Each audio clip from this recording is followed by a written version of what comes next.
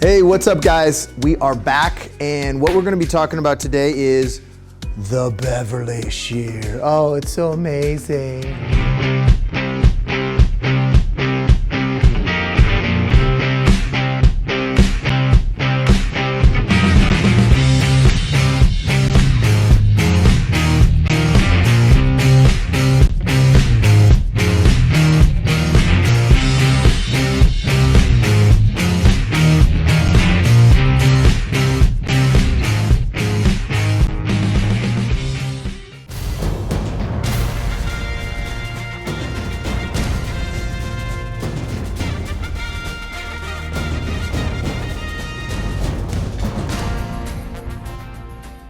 So here's what happens with the Beverly Shear, okay?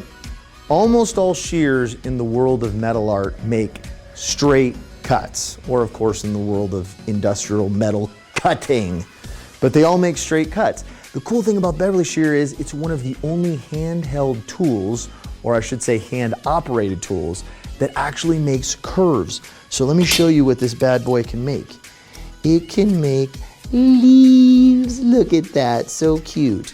And what happens is, it came about as a result of this guy who was working for the railroad way back when, I think it was like late 1800s, early 1900s, and he's having to make these oval gaskets, okay? And he's cutting them with hand shears, but it was super thick metal because it has to be made to have a railroad train run over it. So he and his workers were killing their hands. And so he goes, I gotta think about something better than this. So he comes up with this amazing contraption, which is the Beverly Shear. The reason why it's called the Beverly Shear, it's actually what's known as an open-throated shear, but he named it after his daughter Beverly, so everybody refers to it as a Beverly Shear. It's even got Beverly Shear written on it. He patented it. They still make them the exact same today. All right, come on in. Let me show you how it works. Come here. So here's the deal with this thing, okay? You've got a shear that is operated, and it is a fulcrum. Again, the higher you grab, the more torque you're gonna have, okay? And what it's designed to do is stay in different positions as you come down. You wanna oil this machine to keep it kind of running smooth and groovy. But the deal is, you've got a blade, just like every other shear, that does not move. Then you've got a blade that is hand operated, and there's a slight curvature to each blade, okay? So what happens is you feed a piece of metal in, and then as you bring the blade down, you bring the metal around, okay? Let me show you guys what I mean. I'm gonna make a little mark on this metal, give you guys a little curve to go to, okay? So you can kind of see what I'm talking about. So, what I'm gonna do is, I'm gonna cut the metal off to this line. I put it in, okay? I give it a little bit of a nibble, just to kind of get the machine going. And then as I'm bringing my right hand down, I'm gonna bring my left hand around. It's like driving a clutch. Watch what happens, okay? Nice and slow, nice and slow, nice and slow, nice and slow. And before you know it, I've got my curve. So, what you can do is, if you wanna cut a straight line, you put the piece in and just don't move it. Just bring the thing straight down, you'll get a cut. But again, as I'm moving down, I'm pulling this piece around. Now, if I pull this piece around more quickly, I'm gonna get a more acute curve, okay? If I pull it more slowly, I'm just gonna get a real gentle curve, almost nothing. And as you pull down, it's gonna get tougher and tougher to make the cut. So here's what you can do to help yourself out, okay?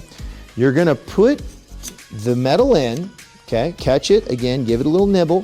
I'm gonna start to bring it around, but wait, I'm gonna stop my cut, push it all the way back up, and I'm gonna feed my metal all the way to the back of the machine. Now, I've given myself more room to work, and the blade has more power, so then my cut gets much easier, okay? So, what I'm gonna do for you guys right now is I'm actually gonna make you a leaf, because I know that's what you really wanna see, isn't it? Yes, you wanna see a leaf. So, all I'm gonna do is, I'm gonna put this piece in just like so, and I'm gonna start to feed it in, feed it in, feed it in, feed it in, feed it in, and I'm just gonna make a real small leaf, just kind of a nice little leaf shape. Let's just put a little leaf on it. So, then I take this out, I feed it in the opposite way, okay?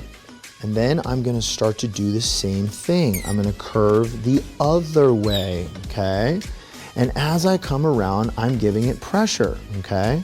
And before you know it, I'm gonna make a beautiful leaf. And there you have it. Now, this takes some practice, okay? We just finished a commission mirror for a client here in San Miguel, and it was 10 feet by 4 feet. And I had to do 150 leaves that were about this big. Now, I was better on leaf 138 than I was on leaf 4, let me tell you that, all right? Takes practice. But that is the awesome Beverly Shear. And it's funny too, when my dad went in to buy this thing, he actually walks around this new and used tool shop with the owner of the shop, and the guy's like, he sees this old Beverly Shear in the back and kind of notices it, and the guy's got him up front showing him all the new stuff. And my dad goes, all right, well, how much is this new one? I don't know, I think the guy said something like $908. And my dad's like, oh, this is great. Okay, well, how much is that old one in the back? Because he knew they lasted. The guy's like, $890. My dad's like, what? It's like 50 years old. The guy goes, nothing ever goes wrong with them. They still work the exact same way they always have, and you can replace the blades if you want. So my dad got the old one, which I'd like. So this thing is from the 40s, and we have never actually replaced the blades. We've just sharpened them for 20 years of use, and the thing works like a charm. So that, ladies and gentlemen, is the Beverly Shear. I hope you guys enjoyed watching. Remember to subscribe, remember to like us on Instagram, Facebook. Keep watching the YouTube station channel and share with everybody. Get the message of Metal Art Madness out in the world. I'll see you soon.